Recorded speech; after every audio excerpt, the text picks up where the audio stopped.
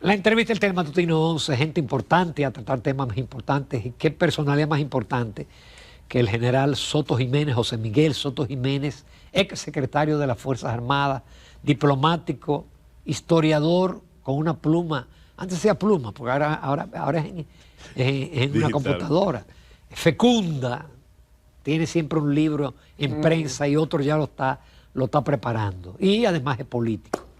José Miguel, muchísimas gracias por aceptar la invitación. Buenos días, general. Mucho gusto. Bueno, decirte que, como siempre, reiterarte que estoy muy complacido de estar con ustedes. Qué bueno. Pero eso no es simplemente así en el aire. Bueno, hay dos razones básicas. La primera es, por qué no decirlo, la belleza y la inteligencia de mi querida amiga. Y por otro lado, el talento y tu curiosidad. Entonces me siento realmente complacido de estar aquí. No es un cumplido, simplemente es una realidad. Es más, cuando no me invitan, me preocupo. Y la invitación es frecuente. Y la invitación es frecuente. José Miguel, vamos a comenzar por el ámbito internacional, aprovechando tu experiencia. Sí. Tú viviste en Washington, tú conoces a los norteamericanos. ¿Cuál es tu impresión de Trump? ¿Qué debemos esperar de Trump? Mira, yo creo que te faltó una cosa. Yo fui por muchos años profesor de geopolítica y de estrategia en la Escuela Superior de Guerra, o sea, lo que se llamaba el IMES, en el curso de Estado Mayor. Y entonces eso pude, como tú has dicho, conciliarlo con mis experiencias vívidas en Washington y sobre todo en otras partes del mundo que ya ustedes hablaron con ellos. Yo conozco muy bien, porque fui embajador en Emiratos Árabes, por ejemplo, la situación de Qatar y del mismo Emirato. Y sus apreciaciones son correctas, son correctas. Ellos tienen de sobra resuelto un problema que nosotros no tenemos, y es la abundancia de dinero. Y Qatar, aparte de todo lo que ustedes dijeron, también es una metrópoli de la inteligencia global, vamos a llamarle así, porque ahí confluyen muchas potencias que no son amigas, ¿verdad? Sin embargo, ellos logran ese rejuego. Se han hecho grandes esfuerzos, como ustedes hablaban de la inversión, se han hecho grandes esfuerzos para eso.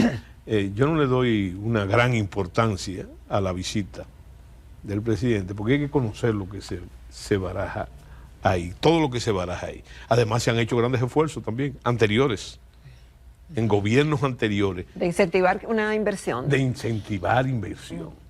Naturalmente, como dicen los abogados, el interés es la medida de la acción. Y realmente, mira, la gran dificultad, después de mi experiencia, es que una de las cosas importantes para los negocios allá es la distancia.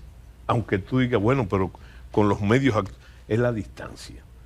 Por ejemplo, yo recuerdo una vez que se trató de sustituir la dependencia que teníamos con otros países, con el petróleo. Yo recuerdo, sí. Y entonces, el gran problema, yo era embajador en con Emiratos. ¿Tú sabes lo que era el flete? Sí. El flete, o sea que no la intención era buena, pero y la aceptación, pero la viabilidad de que fuera materializarse. Y hay otra barrera poderosa. ¿Sabes lo que? Aun cuando no de grandes inversiones, pero de inversiones para nosotros son grandes. El problema es la corrupción nuestra, ¿verdad? Porque si ellos sienten que van a invertir su dinero, requieren niveles de seguridad jurídica, y cuando comienza el proceso ya bastante avanzado, entonces le dicen pura y simplemente, empiezan las mordidas, ¿verdad? Y entonces ese no es el propósito. Bueno. Aquellos no invierten en México. No. Ellos toman en cuenta muchísimas cosas. Entonces, y entre ellas... Tú estarías feliz allá porque ahí no se paga impuestos sobre la renta. Entre ellos la seguridad jurídica. No se paga impuestos. La seguridad jurídica. Y además, otra cosa, la estabilidad del país. Y eso alcanza a niveles hasta del orden público. ¿Me entiendes? Entonces, eso son barreras. Barreras que, como tú dijiste, se pueden solucionar, pero tiene que haber una intención real de ello. Genuina. ¿Verdad? En cuanto a Trump, mira, yo no sé si tú recuerdas, que cuando comenzó la guerra de Ucrania, Rafael Núñez impulsó una actividad en Santiago sobre la guerra. Estamos hablando de los 10 días de la guerra, a los 10 días. Febrero, por ahí. Sí, hizo un panel y me invitó a mí, invitó a Gatón y a otros disertantes sobre la guerra. Me cabe a mí la satisfacción, entre comillas, de decir qué era lo que estaba pasando, qué era lo que estaba pasando realmente y lo que iba a pasar. Lo que yo dije, todo el mundo decía que ese era el comienzo de una guerra mundial y hasta de un conflicto nuclear. Y yo dije que no, en ese momento, con un análisis sobre todo... Pero basado, todavía hasta estos días se sigue hablando de guerra sí, nuclear. sí, pero hay un error. Pero ya, lo que yo dije en aquella ocasión, ¿verdad?, ya es casi oficial.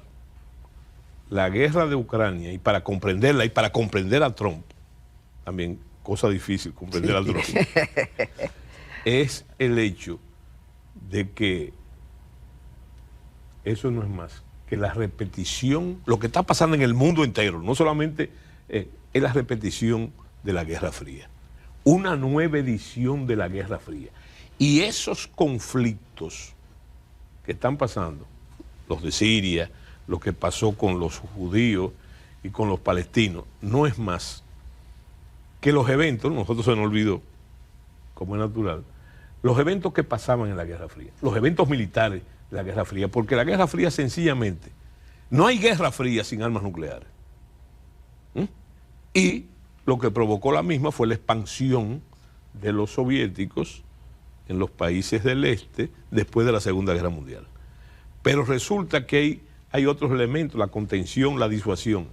Entonces tú puedes entender lo que está pasando correctamente ahora, porque hay diferencias importantes. Por ejemplo, con la Guerra Fría, la primera Guerra Fría, lo otro es que ya en la primera solamente había 2 miembros del club,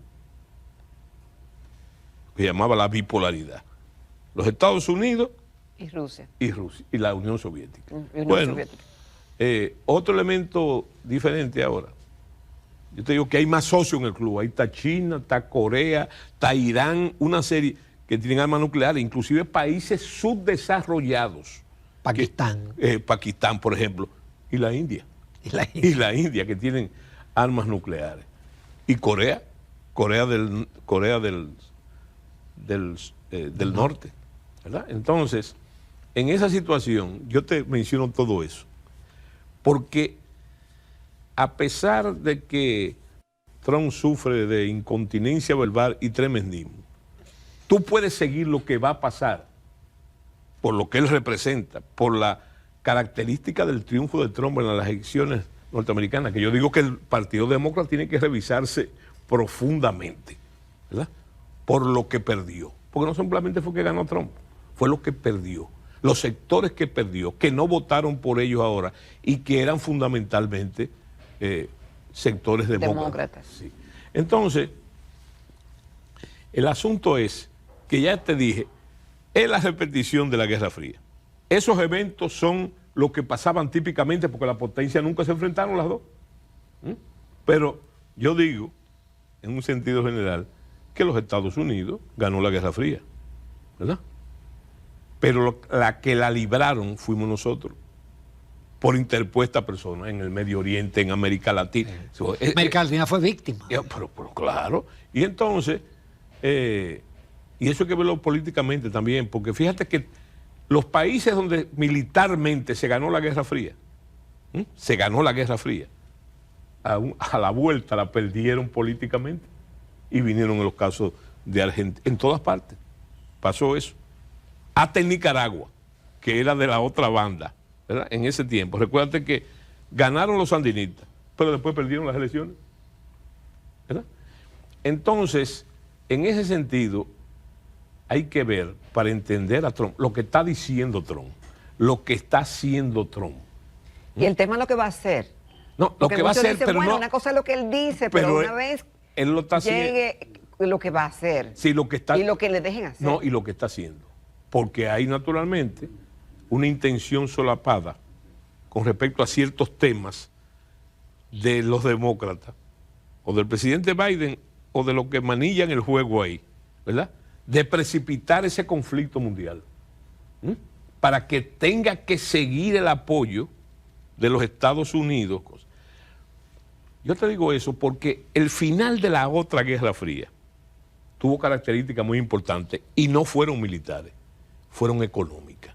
¿Por qué? Porque los países que perdieron la Segunda Guerra Mundial al término de un tiempo se convirtieron en los principales competidores económicos de los Estados Unidos. ¿No pesa más la economía, al fin y al cabo, de cómo se termina y a quién apoyo y hasta dónde el apoyo? Pero claro, fundamental. Los intereses No, económicos. Rusia cae por la economía. Los intereses económicos, exactamente. Rusia para mí, la Unión Soviética para mí, desarrolló el ejército más grande que la humanidad ha conocido. Pero eso tenía un costo económico, ¿verdad? Y eso, el gasto militar soviético era enorme. Y no podía, llegó un momento que no se podía mantener. Pero lo más importante es, en esos pasos que yo te estoy diciendo, cuando esas potencias, fíjate la repetición, cuando esas potencias se convirtieron en competidores de los Estados Unidos, económicos y sobre todo por los mercados, ¿tú sabes lo que pasó? Óyeme, todos los acuerdos nucleares del control de armas, etcétera, tenían un propósito económico. ¿Tú sabes cuál era? Que, por ejemplo, Alemania, Japón y los que perdieron la guerra tuvieran que invertir más en su Producto Interno Bruto para los gastos de defensa. Entonces, en ese sentido, obligaron a eso. ¿Obligaron a qué? Pues, con medidas puntuales. Por ejemplo, llegó un momento que los Estados Unidos tenían 300.000 tropas en Europa, sobre todo en lo que se llama el CENTAC. El CENTAC era Alemania, ¿verdad? Básicamente Alemania y otros países, entre los que estaba Italia. Y entonces, ellos comenzaron a retirar las tropas. Porque esos soldados en Europa, fíjate la conexión, como es natural, ganaban sueldo. Y gastaban su sueldo, ¿dónde? ¿Dónde estaban? ¿Y a qué economía favorecían? A las mismas que eran competidoras. Entonces, la pieza clave fue retirar los misiles MX de Europa. Los americanos. Hubo países que se negaron. Por ejemplo, Inglaterra dijo, no, están aquí, se quedan aquí, ¿verdad? Pero, por ejemplo, los sacaron de Alemania y de otros países para que ellos tuvieran que pagar su defensa. Cerraron bases en Japón, por ejemplo, grandes bases, y donde había armas nucleares, las cerraron. ¿Para qué? Para lo mismo. Para obligar a esos países, tenían una competencia desleal. Ahora, te digo eso por el discurso de Trump. Sí. Trump acaba de, fíjate, y eso hay que verlo muy bien, Trump, que había comenzado a eso, acaba de decir que él se va a retirar de la OTAN. Sí. Que se va a retirar. A menos que ellos no, y fíjate, no que a menos, es que los otros no van a aportar. Te voy a explicar por qué. ¿Qué es lo que está diciendo? Que se están aprovechando de los Estados Unidos. Es el mismo discurso del otro fin de, no expreso aquella vez, de la Primera Guerra Fría. Él ahora, hay que verlo, cómo estaba la Guerra Fría antes de la guerra de Ucrania. Era una anticuaya. Estaba gris totalmente. Sin la beligerancia que tuvo, porque había perdido su razón de ser. Si la amenaza... Ya no era tan... Si la amenaza... Que es otro punto que hay que ver. Fíjate que en esa Guerra Fría había un componente ideológico, ¿verdad? Que era la lucha contra el comunismo. Ahora no lo hay. Ahora no la hay. No la hay. Hay muchos autores que dicen que el problema es que Putin no sueña con restablecer la Unión Soviética, sino el gran imperio ruso zarista, ¿verdad? Y entonces... en eso está. No hay sustentación ideológica, pero la guerra de Ucrania lo que hizo fue revivir a la OTAN. Había gente que estaba hablando de que no tenía razón de ser, que tenía que desaparecer, y eso duró muchos años. ¿Cuánto duró? La no beligerancia, cuando el fin de la Guerra Fría, yo digo que en el 89, ¿verdad? Y eso comenzó a languidecer, pero ahora tomó nueva vida.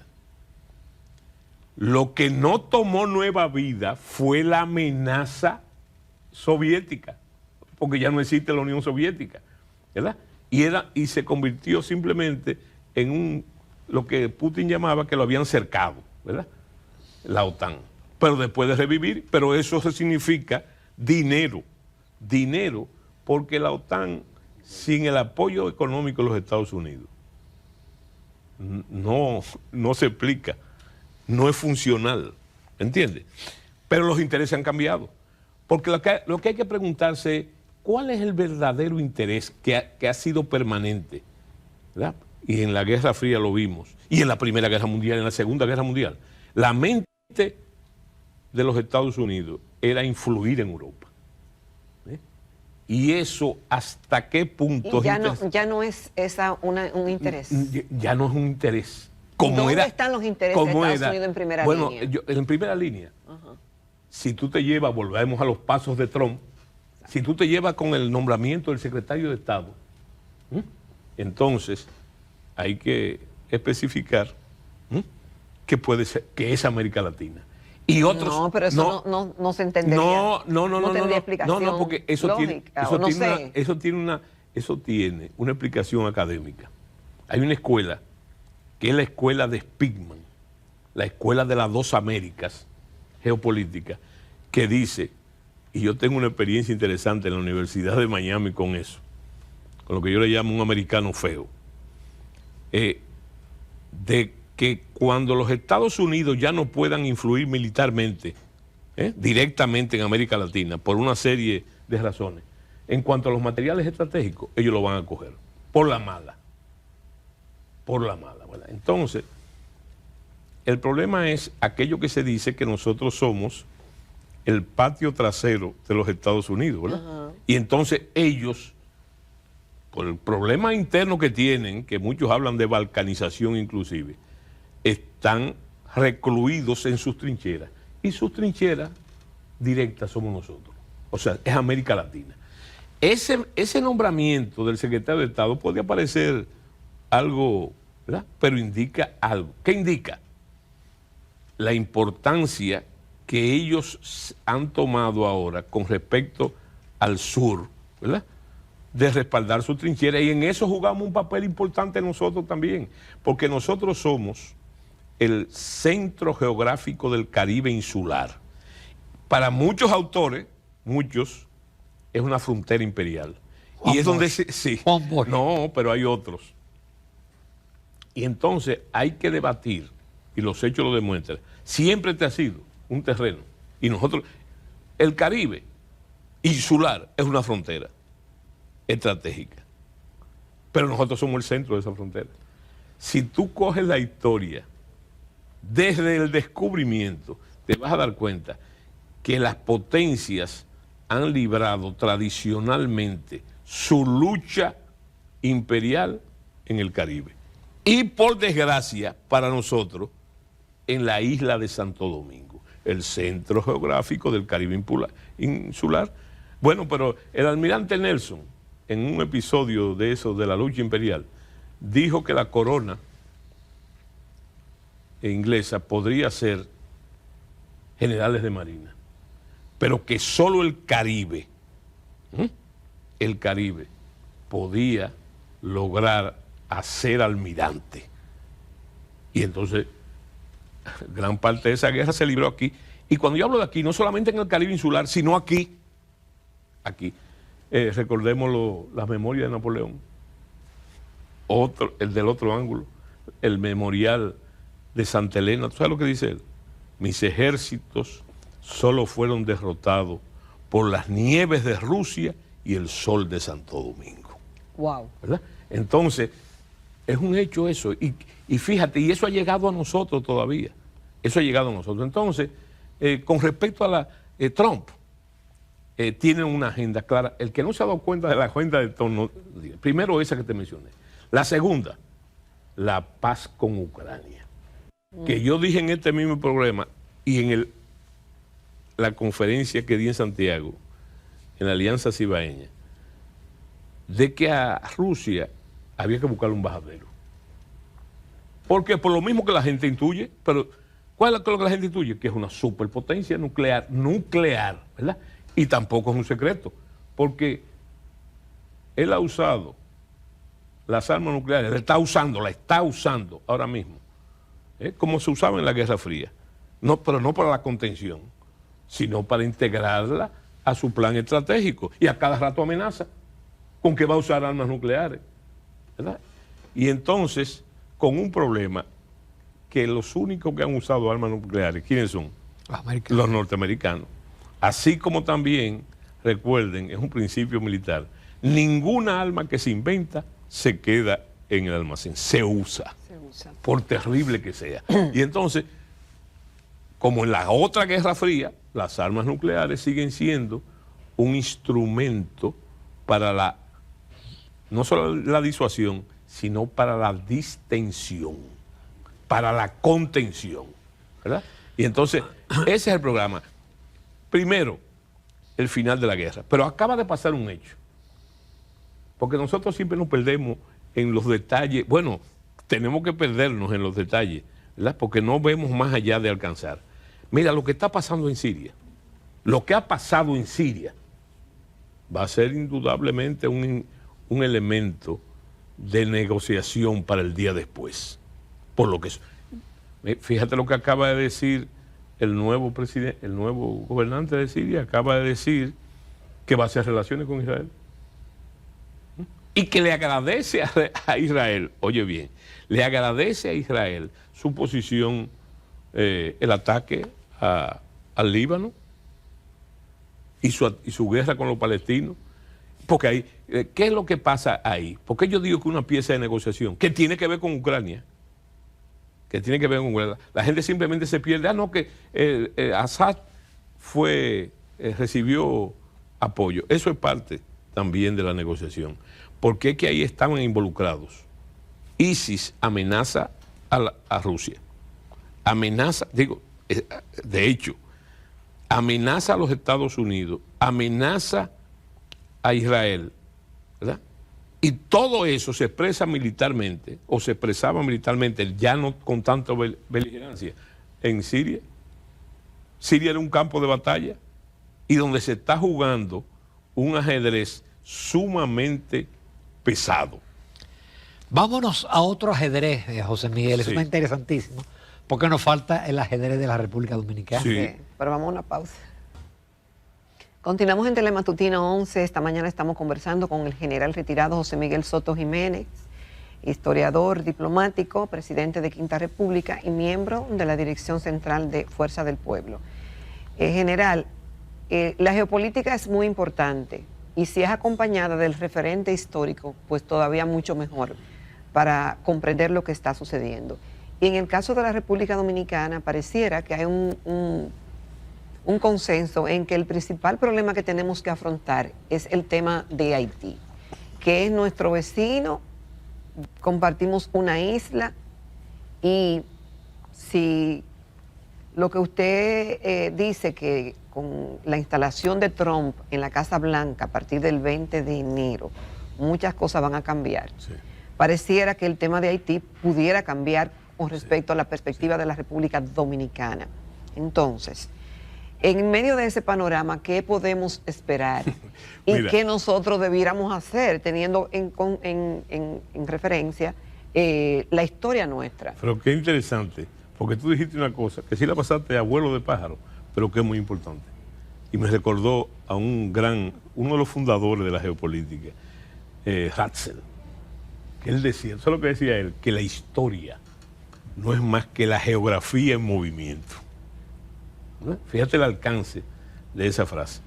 Mira, lo primero que hay que saber es que los cambios en las políticas norteamericanas no son como nosotros. Nosotros sufrimos de traspolar una cosa, nuestra política, hacia los Estados Unidos. Y yo, por mi experiencia que dijiste que tuve en los Estados Unidos, aprendí que no es así. ¿Verdad? Que no es así. Entonces, lo primero es con la continuidad de las políticas de Estado, que como tú dijiste muy bien, que casi te interrumpo cuando lo dijiste, para felicitarte. Gracias. Ese es el gran problema de la República Dominicana, que no es capaz de instrumentar políticas de Estado con respecto a Haití, con respecto a la frontera, oye, con respecto a nada. Porque son tendencias y a veces es temporánea, en los Estados Unidos no. Entonces, no esperemos, más allá de lo que hemos comentado, cambios violentos en eso. Pero con respecto, y eso incluye a Haití, yo creo que nos podría beneficiar como Estado la política de Trump con respecto a la migración ilegal y eso, ¿verdad? Sin lo tremendismo de Trump. Pero todo dependerá, mi querido amigo, de cómo lo asuma el gobierno dominicano. Por ejemplo, no una frase cohete, mira, antes de llegar al poder, el presidente Abinader trajo 2 veces aquí a Giuliani. Sí. ¿A usted se lo olvidó? Claro, no se me olvidó. ¿Qué era Giuliani? Era un hombre republicano, inclusive pagó duramente, no sus errores también, sus errores, pero pagó también su adhesión a Trump en el evento anterior, ¿verdad? Yo creo que el gobierno en esa ocasión había trabajado, el gobierno actual había trabajado en ese sentido. ¿Quién era el presidente? Trump. Pero pasó una cosa, como dice Peter, lo inesperado siempre ocurre. Y Trump perdió las elecciones. Entonces, todo el comportamiento del gobierno actual, del presidente Abinader, fue para corregir su adhesión a Trump. Entonces... Pero lo de Giuliani comenzó antes de Trump. No, pero, esas relaciones eran desde antes. Ajá, es lo que te estoy diciendo. Claro que eran desde antes y lo trajo 2 veces aquí. Sí. Pero Giuliani era un hombre de Trump desde antes de ganar Trump. Precisamente lo que te estoy diciendo. Pero ¿qué fue lo que sucedió? Desde la hazaña de pacificar a Nueva York. Exactamente. No, ese era su aval. Sí. Ese era su aval. Que lo llevó a México, Claro, DF. claro, y lo llevó a muchos sitios. Y por eso lo trajeron aquí. Pero esa relación de traerlo aquí quiere decir que había mucha posibilidad de que ganar Trump, el curso de los acontecimientos fueran diferentes. Pero el presidente tuvo que desdoblarse, porque ganaron los demócratas.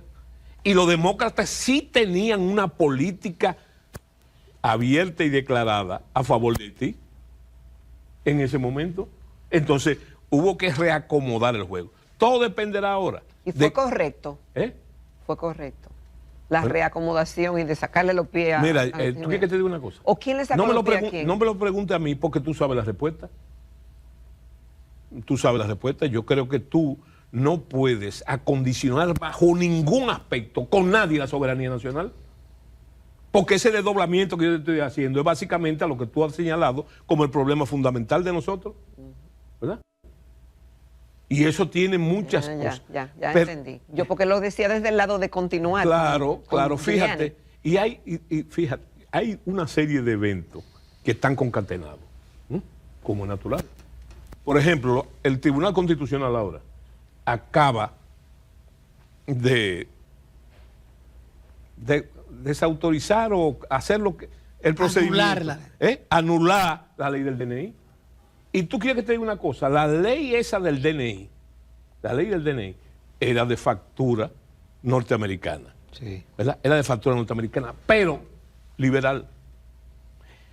Mira, lo que pasó, y hay que estudiar bien lo de la Tribunal Constitucional. No fue la forma que penalizó. Exactamente, di que la forma. La forma. Pero fíjate, fue porque, señores, ustedes del día a día, recuerden que eso fue la crónica de una muerte anunciada, porque se habló que esa ley era orgánica.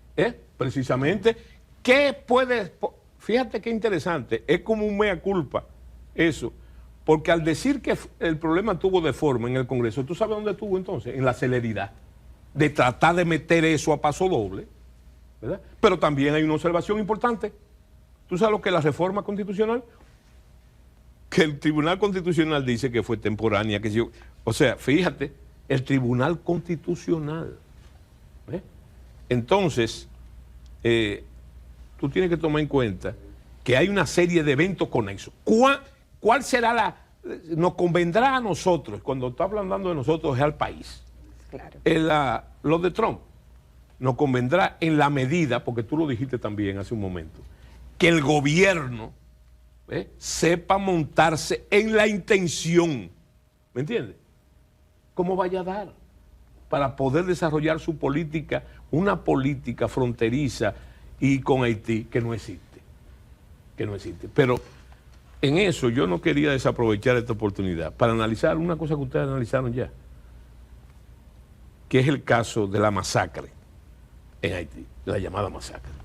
Entre el estupor, el horror que ha causado eso, no solamente aquí, sino a nivel global. Es natural que nos perdamos en detalles importantes de esa masacre, que tienen que ver con nosotros, ¿verdad? Lo primero es que lo que está, y ustedes saben que es un vicio mío verlo a nivel estratégico todo, lo que está en juego, lo que queda evidenciado con esa matanza, ok, mira, fíjate, ahora una cosa absurda en la lógica internacional, ahora el asunto resulta que es el resultado de una barbarie con intención mágico-religiosa. Pero lo que tenemos que ver es lo que se ha dicho tanto y no se acaba de comprender, que el Estado en Haití no existe, porque ha perdido sus atributos, ha perdido el control de la violencia, legal de la violencia, que es uno de nuestros atributos, encarnada en las Fuerzas Armadas y en los aparatos de sanción, pero también, ¿qué ha perdido? ¿Qué se ha perdido? El control del territorio. De los 5 elementos del poder nacional, Haití no tiene ninguno. Quizás uno en su favor, el cultural, que es por donde se expresa eso, porque si sabemos que no hay Estado, ojo, si sabemos que no hay Estado en Haití, y eso es muy importante, si sabemos que no hay Estado, entonces el Estado tampoco es incapaz de articular una política contra la República Dominicana, lo que quiere decir que lo están articulando, eso no es intuitivo, son otras fuerzas poderosas, son las que mantienen eso así, lo que está pasando en Haití. ¿Qué es lo que está pasando en Haití? Una guerra civil que no se le ha querido poner ese nombre, envuelta en la barbarie, una barbarie que también es cultural. Ese es el problema fundamental. Qué pena no tener más tiempo, José Miguel, porque tú dejó profundizas y envías unos mensajes ahí, que el que tenga oídos que escuche. La culpa es de ustedes. Nos vamos con la Gracias. doctora Luz Rosa Estrella y nos despedimos de aquí mismo.